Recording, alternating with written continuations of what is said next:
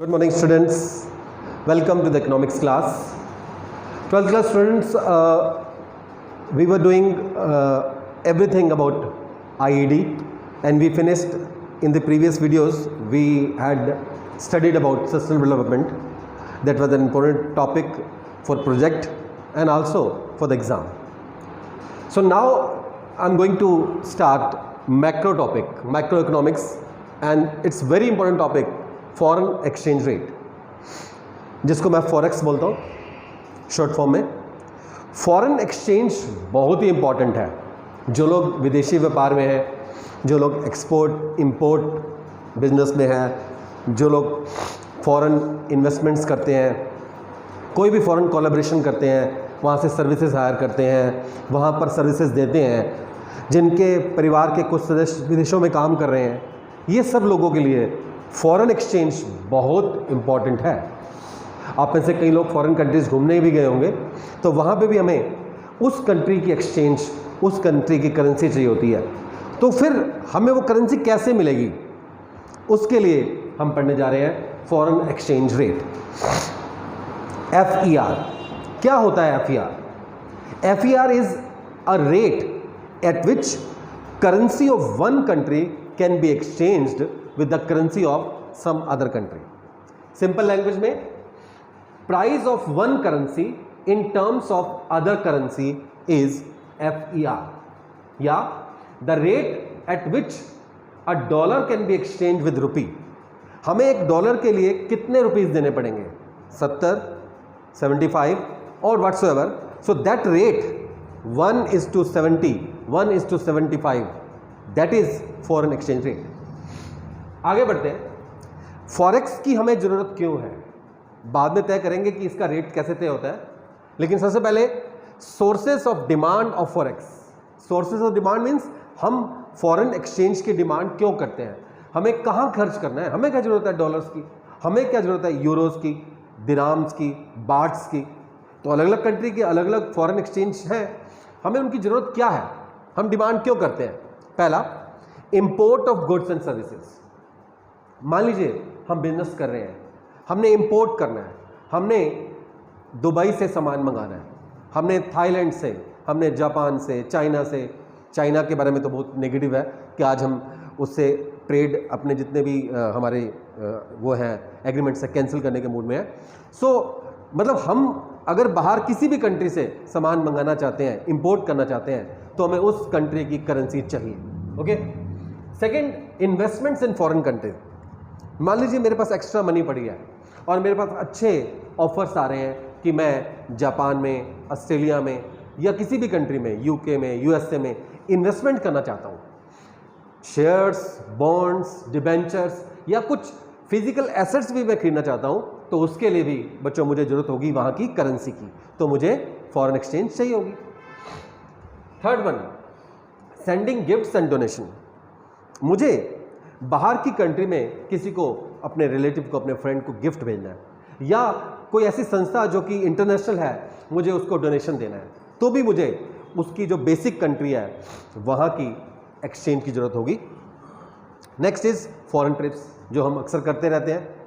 जो भी foreign travellers हैं, जो बाहर जाते हैं, जिस भी कंट्री में आप जा रहे हो वहाँ की करेंसी की ज़रूरत होती है, तो हम उसकी डिमांड करते हैं। ओके। सो इस तरह से क्यों ज़रूरत होती है हम समझ गए sources of demand of forex में। उसके आता है sources of supply of forex. अब ये फॉरेक्स हमारे पास, हमने तो खर्च करनी है, हम डिमांड कर रहे हैं, हमारे पास कहाँ कहाँ से आ सकती है, उसका सोर्स क्या हो सकता है सप्लाई का। तो पहला आता है exports of goods and services. हमें एक्सपोर्ट करना है, हम बाहर की कंट्री में अपना सामान बेच रहे हैं, सर्विसेज प्रोवाइड कर रहे हैं, तो हमें बदले में जो करेंसी मिलने वाली है फॉरेन करेंसी है ना, वो वहाँ से मिलने वाली है। It's a good source. Direct investments bye foreigners. जो फॉरेनर्स हमारी कंट्री में FDI करने वाले हैं, इन्वेस्टमेंट्स करने वाले हैं, एसेट्स लेने वाले हैं, उन सब का भी वहाँ आएगा। वो लोग जो यहाँ घूमने फॉरेन ट्रिप्स करने वाले हैं, वो भी यहाँ इन्वेस्ट करेंगे, यहाँ पैसे खर्च करेंगे, तो वो सब हमारे लिए सोर्स बन सकता है। उसके बाद मनी ट्रांसफर्स बाय NRIs। जो नॉन रेजिडेंट इंडियंस हैं, हमारे यहाँ के लोग वहाँ काम कर रहे हैं, अपनी फैमिली को पैसा भेज रहे हैं, वो जो ट्रांसफर्स आएंगे वो भी फॉरेन एक्सचेंज में आएंगे। है ना, हमारे कुछ फ्रेंड्स हैं, उनके ब्रदर्स वगैरह या उनके कुछ नोन टू वहाँ पर है, तो वहाँ से अक्सर दिवाली पे, न्यू ईयर पे या किसी भी ओकेजन पे गिफ्ट्स भेजते रहते हैं। तो वो क्या करते हैं, सिंपल उन्होंने क्या किया, मान लीजिए $1100 का एक वो भेज दिया, इंस्ट्रूमेंट भेज दिया, $1100 ट्रांसफ़र कर दिए, तो वो डॉलर्स हमारे पास आ रहे हैं ना, चाहे वो गिफ्ट के रूप में आए, चाहे डोनेशन के रूप में आए। उसके बाद रिसीविंग गिफ्ट्स एंड डोनेशंस, फिर वही बात आ गई कि भाई एक तो ये हो गया कि वो ट्रांसफ़र कर रहे हैं, हमारी कोई पेमेंट करने के मूड में है, या फिर उन्होंने हमें गिफ्ट देना है, जैसे हम गिफ्ट भेज रहे थे वैसे वो भेजते हैं, तो वो हमारे लिए सोर्सेस हो सकते हैं। तो ये हो गए हमारे डिमांड साइड, ये हो गई हमारी सप्लाई साइड, और इस पे डिपेंड करेगा, डिमांड और सप्लाई पे डिपेंड करेगा हमारा FER, अगर वो फ्लेक्सिबल रेट होगा। तो ये बात करते हैं system of FER, system of foreign exchange rate, ये कैसे फिक्स होता है। ये दो तरह से है बच्चों, एक तो फिक्स रेट है। अब फिक्स कौन करेगा, फिक्स करेगा या तो हमारा सेंट्रल बैंक यानी मॉनेटरी अथॉरिटी जैसे RBI है, या फिर गवर्नमेंट खुद, मिनिस्ट्री ऑफ फाइनेंस। ओके, तो FER is officially fixed by the government of और RBI। जब भी फिक्स रेट चलेगा किसी कंट्री में, तो वहां का सेंट्रल बैंक या गवर्नमेंट फिक्स करेगी।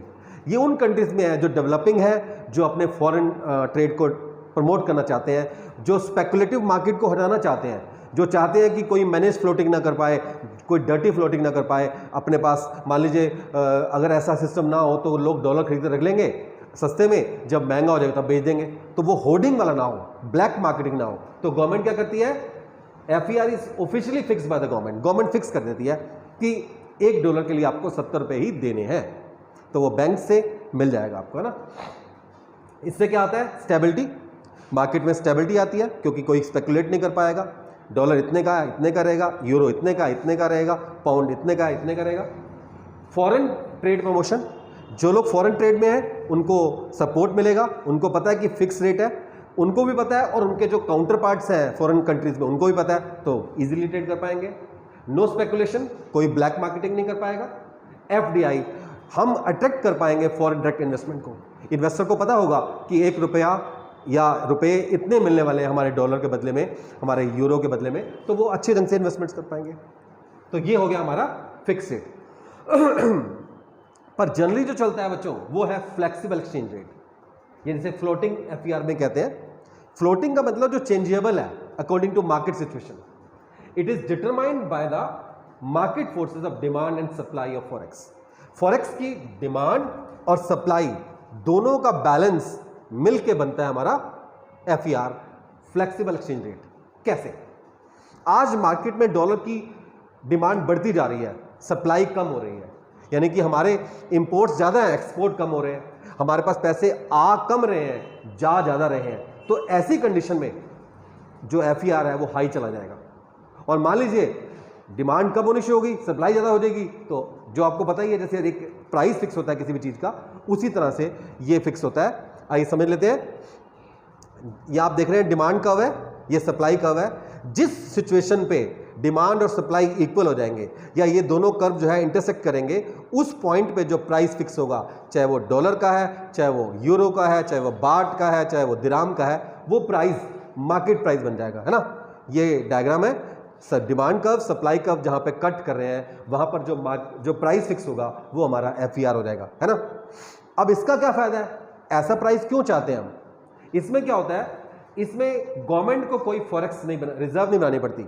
जब अपने रेट फिक्स करना है तो अब आपके पास उतने डॉलर्स होने चाहिए ना, तो गवर्नमेंट को रिजर्व रखनी पड़ती है अपने सेंट्रल बैंक में, रिजर्व बैंक ऑफ इंडिया में। तो उसको अब रिजर्व रखने की जरूरत नहीं पड़ेगी, क्योंकि मार्केट से खरीदना है, मार्केट में ही बेचना है, कोई टेंशन नहीं। बेस्ट यूज ऑफ रिसोर्सेज, फिर क्या होगा, गवर्नमेंट को जो रिजर्व में पैसे खर्च करने थे अब वो किसी और वेलफेयर पर्पज में खर्च कर पाएगी, तो वो अपने रिसोर्सेज का बेस्ट यूज कर पाएगी। और automatic adjustment in balance of payments. Balance of payments का मतलब एक्सपोर्ट इंपोर्ट का बैलेंस, तो वो ऑटोमेटिक होता जाएगा। क्यों, क्योंकि सब कुछ मार्केट के हाथ में है, सब कुछ डिमांड और सप्लाई की फोर्सेस के हाथ में है। तो ये बेस्ट रेट है। लेकिन अगर इसमें कोई स्पेकुलेशन ना हो, कोई इसमें कैपिटलिस्ट आके एकदम से मार्केट में कोई ब्लैक मार्केटिंग ना शुरू कर दे, होर्डिंग ना कर ले, तो ओके। सो आपने समझ लिया क्या होता है फॉरेन एक्सचेंज रेट, क्या होते हैं उसके सोर्सेस ऑफ डिमांड, कहां से वो हमें मिलता है यानी सप्लाई के सोर्सेस, और उसके बाद उसके दो exchange rate system, fix rate system और फ्लेक्सिबल एक्सचेंज सिस्टम।